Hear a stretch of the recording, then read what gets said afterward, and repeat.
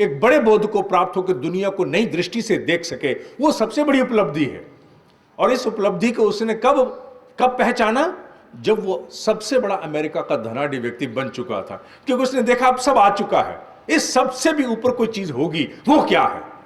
और ईश्वर ने उसको वो प्रसाद दिया कि इससे ऊपर बोध है, जिसके लिए फिर उसने अपना बाकी का जीवन और एंड्रयू हिल जैसे अनेकों लोगों के माध्यम से, क्योंकि वो इतना अच्छा लिखना नहीं जानता था, उनके माध्यम से उसने अनेकों प्रकार की स्थापनाएं करनी शुरू की। मित्रों, ये उपासना का क्षेत्र है। हमारे ऋषियों ने यह प्रावधान इसीलिए किया कि आप प्रतिदिन स्तर पर बैठो, प्रतिदिन स्तर पर 10 मिनट बैठो और 10 मिनट बैठ करके ईश्वर का सानिध्य प्राप्त करो।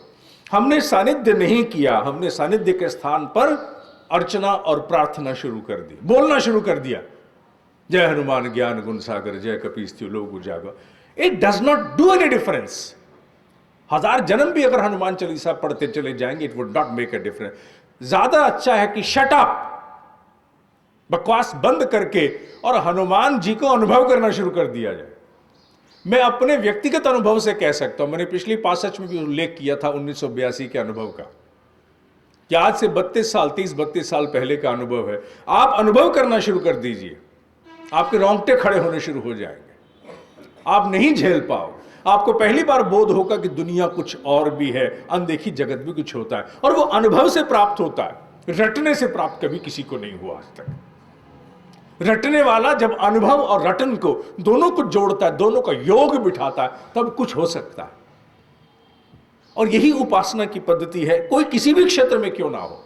If you really wants to cover an extra mile, तो टेक्नोलॉजी आगे की लेनी पड़ेगी, और आगे की टेक्नोलॉजी, जो टेक्नोलॉजी ऑफ द फ्रंटियर्स है, वो उपासना है।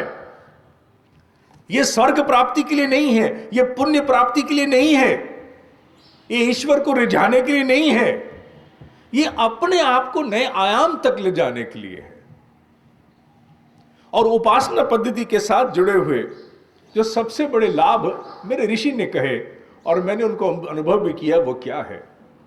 अगर आपके भीतर एक ऐसी संस्था जन्म ले ले जो कुछ कार्य आपके साथ करे, तो आपके भीतर चमत्कार हो जाएगा। कौन सी? आपके भीतर एक ऐसे मित्र का जन्म हो जाए जो कभी साथ नहीं छोड़े, कभी धोखा नहीं दे। एक ऐसे मार्गदर्शक का जन्म हो जाए जो हर घड़ी आपको रास्ता सुझाता रहे। आपके भीतर एक ऐसे गुरु का जन्म हो जाए जो आपका सदैव असफलताओं में भी साहस बढ़ाता रहे। आपके भीतर एक ऐसे सखा का जन्म हो जाए जो कभी आपको अकेला नहीं छोड़े। अगर ऐसी 4-5 चीजें आपके भीतर जन्म ले जाएं, एक मित्र, एक सखा, एक गुरु, जिसे हम मेंटोर भी कह सकते हैं, इस प्रकार की अवस्थाएं अगर आपके भीतर जन्म ले जाएं, तो आपके भीतर बहुत बड़ी सिद्धि होगी। उपासना धीरे धीरे मनुष्य में ये 4-5 बातें पैदा करना शुरू कर देती है। उसके भीतर एक सखा, एक गुरु, एक मित्र। इसलिए मैं कहता हूं, बाहर गुरुओं की तलाश बंद कर दो। बाहर का गुरु किस दिन कहां निकल जाए भरोसा नहीं है। यहां का गुरु कहीं जाने वाला नहीं, ये सदा साथ है, और ये उपासना के माध्यम से जन्म लेता है, और किसी पद्धति से जन्म ले ही नहीं सकता। ये संस्था जब सक्रिय होती है तो अनेकों रूप में भीतर ही काम करती है।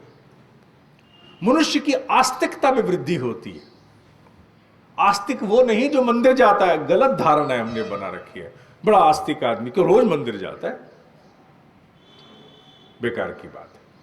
आस्तिक वो है जो किसी महान सत्ता के होने में विश्वास करता है। वो मंदिर भी जाता है तो बहुत अच्छी बात है, लेकिन मंदिर ही जाता है तो गलत है। प्रश्न यही है कि मंदिर ही जाता है या मंदिर भी जाता है। और अगर मंदिर ही जाता है तो ना जाए, मंदिर भी जाता है तो ठीक है, नहीं भी जाता लेकिन अपने भीतर किसी अन्य सत्ता को अनुभव करता है तो वो आस्तिक है। अस्ति, इजनेस, किसी के होने का आभास होना, अनुभव होना, ये सबसे बड़ी उपलब्धि है। जिस व्यक्ति के भीतर इस संस्था का जन्म हो गया, वो व्यक्ति जीवन में 1000 असफलताओं में भी, आपको मालूम है सबसे बड़ा आदमी कौन होता है? जो अनेकों असफलताओं को भी जूझ पाने की, झेल पाने की क्षमता रखे, फिर भी खड़ा रहे। अनेकों बार सुनते हैं, अब किसी ने गिनती तो नहीं की कि थॉमस एडिसन को कितनी असफलताएं मिली थी, कहते हैं 10,000। गिनती के लिए तो वहां कोई नहीं था, लेकिन कहा जाता है कि 10,000 बार असफल हुआ। नास्तिक होता तो 2 बार में कहता झंझट छोड़ो, वो फलाना धंधा शुरू करते हैं। ये काम गलत है। आस्तिक था, कहीं अस्थि भाव से पूरित था, टका 10,000 असफलताओं पर भी वो आगे बढ़ा। ये आस्तिकता का परिणाम, उपासना का परिणाम है। मनुष्य में ऐसे जीवट का निर्माण हो जाना कि वो हार नहीं मानेगा। अगर उसने कोई उद्देश्य उठा लिया है तो उस पर वो फना होगा, आहूत हो जाएगा, छोड़ेगा नहीं उस बात को। और ये बल कहां से? उपासना से आता है। और उपासना की पद्धति में जो आज का महत्वपूर्ण सूत्र है वो है स्पष्टता। स्पष्टता किस लिए? क्योंकि मनुष्य को पता होना चाहिए मैं 15 मिनट के लिए बैठा हूं, काय के लिए बैठा हूं। हर स्कूल में हर विषय के साथ करिकुलम होता, सब्जेक्ट करिकुलम, कि दूसरी के बाद तीसरी जमात में यह पढ़ाना है। मस्तिष्क का विकास, सूचनाओं का विकास इस रूप में करना है। तीसरी के बाद चौथी का सिलेबस अलग, पांचवी छठी का सिलेबस अलग। आखिर तक जब तक मनुष्य शिक्षा प्राप्त करता है एक करिकुलम है, एक फॉर्मेटेड करिकुलम है, उसका पालन करते करते विकास को, ज्ञान को प्राप्त होता है। उपासना के लिए भी स्पष्टता होना अनिवार्य है। जो व्यक्ति अस्पष्ट रूप से उपासना पर बैठते हैं वो थोड़े दिनों में उपासना से बोर हो जाते हैं। दुख यह है कि इसकी कार्यशालाएं नहीं लाजित हो पाएंगी। आप कुछ दिन उपासना पर बैठोगे और 99.999% लोग एक ही कंप्लेंट करते हैं, मन नहीं लगता, इधर उधर भटकता है, इधर उधर भटकता है, कभी कहीं, फिर पकड़ के लाते हैं उसको, फिर भाग जाता, फिर पकड़ के लाते हैं। हमने बैठ नहीं छोड़ दिया, इसलिए क्योंकि आपको पाठ्यक्रम का बोध नहीं था, इसलिए क्योंकि व्यवस्था का आपको बोध नहीं था।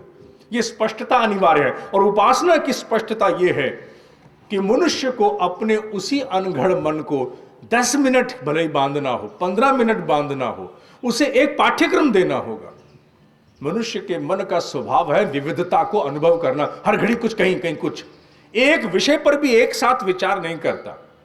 जब कुछ समझ में आना शुरू हो जाए तो दिक्कतें बढ़ जाती है। मैंने देखा, कल भी मैं एक लड़के से बात कर रहा था, वो एक विषय पर मुझसे चर्चा कर रहा था, उसी विषय पर वो 10 विषय पर उसका दिमाग कहीं भाग रहा था। मनुष्य एक विषय पर भी कभी टिकता नहीं है, एक विषय में भी 10 पर टिक आगे भाग जाएगा।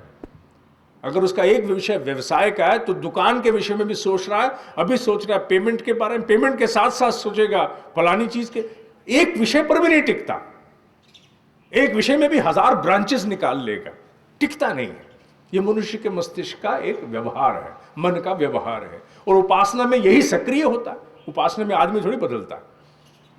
इसलिए पद्धति है कि उपासना में आरंभ में मन को बांधने के लिए कुछ थोड़ी सी विविधताएं लाइए, कुछ थोड़ी बहुत टॉफी, कुछ लॉलीपॉप, साथ में खीर, 5-7 व्यंजन रख दीजिए। इसीलिए जब कभी भी हम लोग अनुभूति योग सिखाते हैं तो पहले थोड़ा सा सांसों का क्रम कराते हैं। 4-5 मिनट करके सांसों का क्रम छोड़ दो, उसके बाद ओम का नाद शुरू कर दो, थोड़ी देर बाद 5 मिनट बाद नाद भी छोड़ो, नाद के बाद थोड़ी देर गायत्री के प्रकाश का अनुभव किया। 5 मिनट से आगे मत जाओ, क्योंकि 6ठे मिनट में वो भाग जाएगा, तुम्हारे हाथ नहीं आने वाला, बार बार भागता है। जैसे ही 5 मिनट पूरे हो, बाद के 5 मिनट के लिए एक पुस्तक रख लो। और पुस्तक भी कौन सी? कभी भी ऐसी पुस्तक मत पढ़ो जो सिर्फ ज्ञानवर्धक हो। सबसे ज्यादा, अभी बुक एग्जीबिशन हुई थी और बुक एग्जीबिशन में मैं जाकर के अनुभव करता था सबसे ज्यादा सेल कौन से पब्लिशर की और क्या किताब बिक रही है। सरप्राइजिंगली इस पूरी दुनिया में मेरे सामने एक नया तथ्य आया है शोध से, सबसे ज्यादा अगर कोई चीज बिकती है तो वह फिक्शन, कल्पना के स्तर पर क्राइम थ्रिलर बिकते हैं, रोमांटिसिज्म बिकता है, कहानी बिकती है, यथार्थ बिकता नहीं है। सत्य कितना भी महत्वपूर्ण हो, कमबख्त बिकता नहीं है, कहानी बिकती है। फिक्शन में जाओ तो पेंगुइन जाओ, हार्पर कॉलिंस जाओ, रैंडम हाउस जाओ, फिक्शन बिक रहा है। किताबें थर्दियां लगी हैं किताबों की, सब बिक रही हैं। और हम जैसे लोग जो आत्मविकास पर लिखते हैं वो हाथ मिलते रह जाते हैं। एक आदमी आया था, किताब देख के चला गया, क्यों? सामने नॉवल लेकर जाके। ये स्थिति क्रिटिसिज्म नहीं है, समझना है। We have to understand ourselves more and more. इसलिए अगर पुस्तक भी पढ़नी शुरू करो तो ज्यादा अच्छा है कि इसे किसी स्टोरी फॉर्म में पढ़ना शुरू करो, किसी की जीवनी, so that you can relate yourself with the life of someone else. जीवनी पढ़ना शुरू कर दो। सबसे ज्यादा किताब अगर विश्व में बिकी तो ऑटोबायोग्राफी ऑफ अ योगी क्यों बिकी? योगी की आत्मकथा, क्योंकि उसमें किसी का जीवन चलता हुआ दिखता है, किसी दूसरे की कहानी दिखती है, एक आध्यात्मिक स्तर का यस बॉस है वो भी। Try and read those books. धीरे धीरे फिर मन प्रशिक्षित होता है, 2-3 साल बाद फिर अगली सीढ़ी व्यक्ति पकड़ता है। उपासना की पद्धति के लिए स्पष्टता होना जरूरी है, और कुछ ना कुछ, अभी इस पर प्रशिक्षण तो अगली बार से शुरू होगा कि हम फिर कुछ ना कुछ विषय पर लिखें, पर भी अपने विषय में कुछ ना कुछ लिखना चाहिए। ये सारी बातें जो अब शुरू हो जानी चाहिए। कब तक मनुष्य छोटा होकर के जिएगा? कभी तो बड़ा होना चाहिए उसे। मित्रों, स्पष्टता सबसे महत्वपूर्ण सूत्र है जो कुछ समय बाद उपासना पद्धति के माध्यम से मनुष्य में व्यवहारिक विकास को लाता है। अन्यथा मनुष्य इसी में उलझता रहता है कि मन नहीं लगता, बैठ नहीं पाता, अच्छा तो लगता है, दिल तो करता है, टीस तो उठती है, हो नहीं पाता। इस अपंग भाव से मुक्त होने के लिए स्पष्टता का होना जरूरी है। One must be able to plan the curriculum, one must be able to read something which is meaningful. जरूरी नहीं है कि हम पहले दिन ही उठाएं। ऋषियों ने इस समस्या को बहुत पहले अनुभव किया था। अगर नहीं किया होता तो हमारे यहां कभी भी पुराण नहीं रचे जाते। पुराणों की रचना इसलिए की क्योंकि ऋषियों ने पाया कि जन का मन वो ज्ञान पर टिकने वाला नहीं, इसको कहानी सुनो। शिव का कॉन्सेप्ट नहीं समझेगा, शिव पुराण लिख दो, एक साथ में एक फीमेल कैरेक्टर पार्वती जी ले आओ, इसका फादर इन लॉ भी बना दो, किसी को उसमें विलेन बना दो, किसी को उसमें सहयोगी बना दो, इनके युद्ध कराओ। Story was created and story sells. Veda और उपनिषद ढूंढे ना मिले, आपको पुराण हर जगह मिल जाएंगे। गीता कितने पढ़ पाती हैं अलग बात है, लेकिन श्रीमद् भगवतम, इसकी कथाएं तो बहुत होती हैं, बिकॉज दे अंडरस्टूड इट कि द स्टोरी सेल्स। कहानी बिकती है, सत्य नहीं बिकता। तो सत्य को कहानी में बदल के परोसना शुरू करो। वो अलग बात है कि फिर कहानियों ने बिगाड़ भी किए और बहुत कुछ भी किया, वो तो अलग विषय है।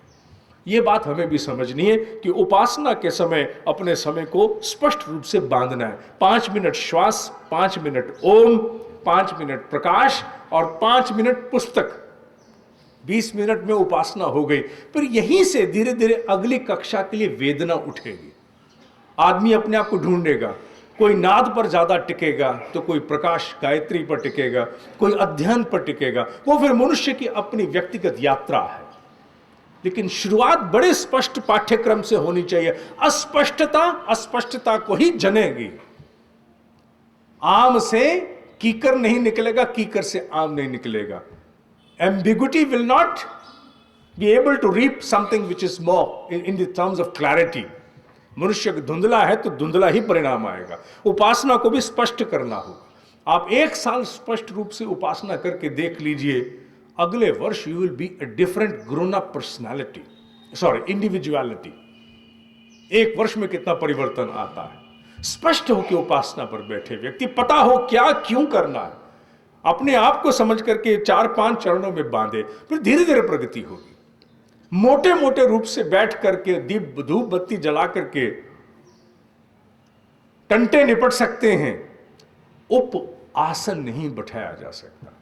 अब इसी पर इस कार्यक्रम के माध्यम से, सृजन के माध्यम से अनेकों प्रकार के प्रशिक्षण और प्रयोगशालाओं का आयोजन हम लोग निश्चित रूप से आगे भी करते रहेंगे। धन्यवाद।